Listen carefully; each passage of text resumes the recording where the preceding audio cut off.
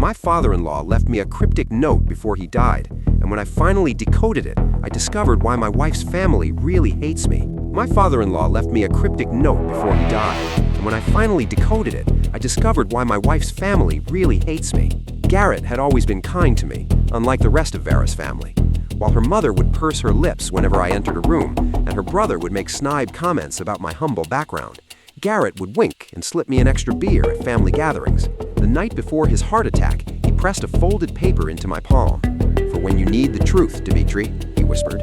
All it said was, "Blue room, third floorboard from the window. Count the roses." I'd stared at that note for months after the funeral, convinced it was the ramblings of a dying man.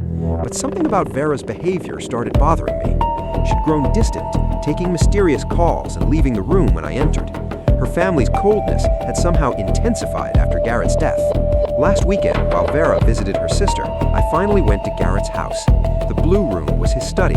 I counted the roses on his wallpaper, 23. I pried up the third floorboard from the window and found a metal box containing documents that made my blood run cold. Property deeds, bank statements, investment records, everything showing that I wasn't some poor kid who'd married above his station. My grandfather's textile business, the one my father claimed had failed, had actually been bought out by Garrett's company for millions in the 1980s. My trust fund had been managed by Garrett for 30 years.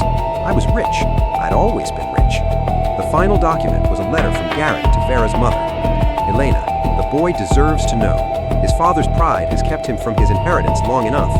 If something happens to me, tell Dimitri about the textile money. He's earned his place in this family through love, not necessity." A handwritten note from Vera was paperclipped to it. "Absolutely not, Dad. If Dimitri finds out he's wealthy, he might leave me. I married him because he needs me. Rich men don't stay faithful." We sat in that blue room for an hour, pieces clicking into place. The family's initial shock when Vera announced our engagement, her insistence that I never meet her father's financial advisor, the way conversations stopped when I entered rooms. They all knew. I photographed everything, replaced the floorboard, and drove home in stunned silence. That evening, Vera returned from her sister's with flowers and my favorite takeout. "How was your day?" she asked, kissing my cheek. I showed her the photos. Her face went white, then red, then settled into something I'd never seen before. Cold calculation. "You went through Dad's things without permission," she said. "Your dad left me directions," I replied. "Why didn't you tell me?" "Because you would have changed," she snapped. "Rich people are different, selfish." I stared at the woman I'd loved for 5 years. "So you let me work 2 jobs while my own money sat in accounts I didn't know existed?" She lifted her chin defiantly. "I protected our marriage." The next morning, I called Garrett's lawyer.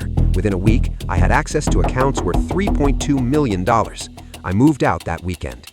At our divorce hearing, Vera's lawyer argued that as my wife, she deserved half of everything, including the inheritance I'd only just discovered. My lawyer smiled and presented evidence that Vera had actively concealed my assets, constituting fraud. The judge awarded her nothing. Last month, I established the Garrett Memorial Scholarship for first-generation college students. Vera works retail now. Her family won't speak to her. Sometimes the truth is the best revenge.